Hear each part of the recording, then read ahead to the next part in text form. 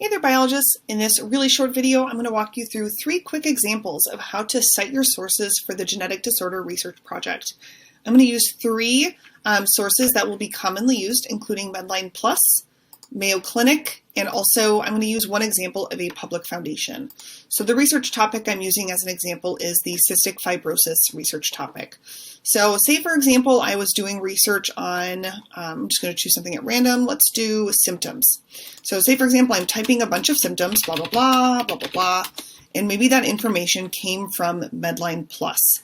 Well, first of all, I need to go to the specific page that I would get that information from. So on the Medline Plus website, which is linked up here under recommended sources right here, that's that one. So under here, I would go to the search box and I would type cystic fibrosis, which is where you will type the name of your specific topic. I'll click go. And then a lot of things will come up here, but you want to focus on the one that's featured on this website, which should be featured in like a blue box here. So I'm going to click on that. All right, and you can see there's lots of options here for different topics that I could go to. So I'm going to go to start here. It's an inherited disease of this mucus. I read through this. Symptoms and severity can vary. And then I would maybe find some of that information here, but that information for this specific part isn't actually here, but I'm just going to cite this, imagine it was, okay? But then the information that you'll be primarily getting from this is related to genetics. So, prevention and risk factors could also be here too. So on this website, say for example, I was looking at the genetics part, you can see that there isn't really an author name featured here at the top. There might be something at the bottom, but there's no author name. So if there's no author name, you will use the ad or the banner that's featured at the top here, and it would be Medline Plus.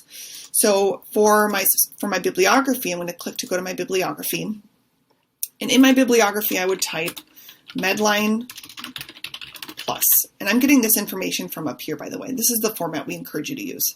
So Medline Plus is the name of the author or organization name. Then it wants me to put the date of publication. Sometimes the date of publication will be somewhere here at the top. I don't really see one here, so I'm just kind of gently scrolled through slowly. I don't see anything at the bottom either. Page last reviewed. Here we go, way at the very bottom. Here it says that this specific page was last reviewed or updated. Use the most recent one. Page last updated 18 August 2020. So you can copy that information and then paste it in parentheses there, period at the end. Okay, again, that was right up here. Now it wants me to put the title of the web page and put that in italics. So the title of the web page is the main topic header here, which is cystic fibrosis. And for some reason, I underlined it instead of italics. So there we go. Okay, and then retrieved from, and then you paste the address. So retrieved from, and still underlining. Retrieved from, and then you can just copy the URL. What's nice about this is that way if you want to go back to this resource to get more information, you have it here as a quick link. Now going back to where I was typing this information, you will not only have to put information in your bibliography, but within where I was typing my research about, in this case it was gobbledygook about symptoms, you would need to do a condensed version of that citation, which is called a parenthetical citation, and it means citation in parentheses, it's shortened.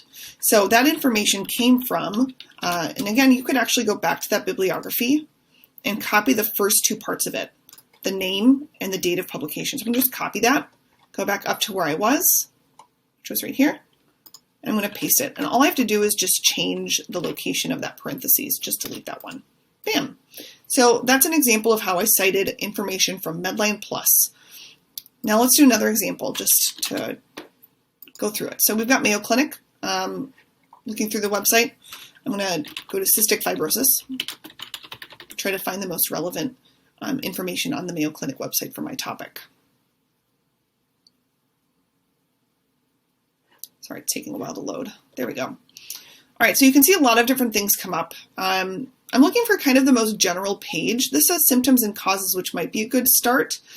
This one just says cystic fibrosis. I'm going to open both of these and see which one is like the main page. All right, so cystic fibrosis, it's got not a ton of information here. This little part is not super helpful. So maybe the second link that I opened will be more in detail. This is the one I was looking for. So sometimes you'll have to look through different examples. This is not the one. So the one that I picked on was just cystic fibrosis - Mayo Clinic, and yours might be similar to this in terms of its naming structure. So you can see it's got lots of information about overview. It's got a great picture that I could also use. So say, for example, I got some information both in terms of text and image. So if I used this image, I pasted that. Well, it came from Mayo Clinic, so I need to cite this source in my bibliography. So I don't see an author name at the top. If I scroll down, see if there's I'm looking for author name and update date. Let's see. I don't see any author name, and I do see this date here. So I'm just going to assume that that's related to this page because it's there. So I'm going to use that date for my information. So there's no author name, so I'm just going to use Mayo Clinic. So going to my bibliography, I'm now at Mayo Clinic, and MAYO comes before MED. So I'm going to put that first. Mayo Clinic. Here's the date that was put in, and this is just me, but I like to keep my date format consistent, so I'm just going to slightly change that so that it's consistent with this one down here. And that should be a period. Okay, and then the name of the page was cystic fibrosis. Pretty straightforward. Retrieved from, and then we'll just copy and paste that URL. So anytime I get information from this specific page, I'm going to copy that first part, and then I would use that to cite that information. So this picture is one that I would cite here. And then if I would need to alter this, there we go. And then if I got some information from that page too, I would also paste that below that. So that way you know exactly where that information came from. And you could go back to your link down here, and you could open it up if you need to. Okay, and one last one. Let's do the Cystic Fibrosis Foundation. So this is a really great example of where you can find lots of information about examples of different things that are going on in terms of life with CF. So you can find information about like what is daily life, treatments and therapies. This is fantastic information. So I would go to, say for example, I'm doing research on treatments and therapies.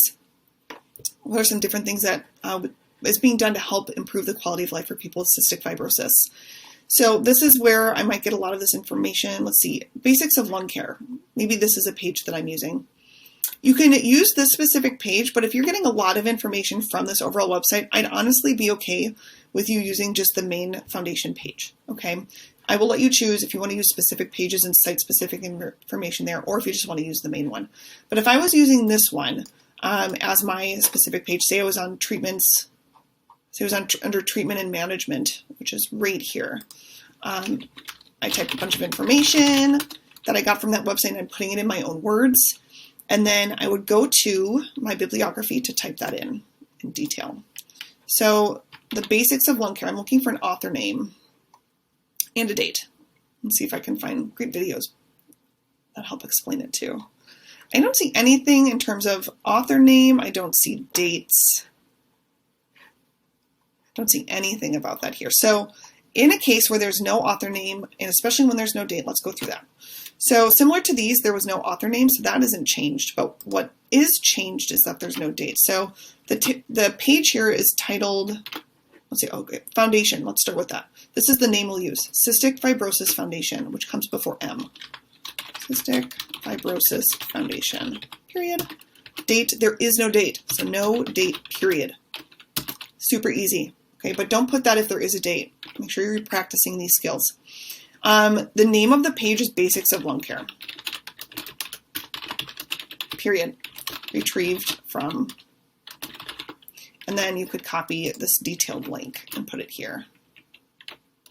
So that way you might have a couple of pages with Cystic Fibrosis Foundation as the author, or you could just do the main page. So if I did the main page, it would be Cystic Fibrosis Foundation, and then probably, let's see, where was I? Could probably just title it Cystic Fibrosis at that point. Make sure you italicize, okay? So you choose, but if I wanted to especially highlight an example where there's no date, okay? If you have more questions, make sure you're using the citation guide. If this video still wasn't helpful, make sure you send me a question, okay? Thanks for watching. I hope this was helpful.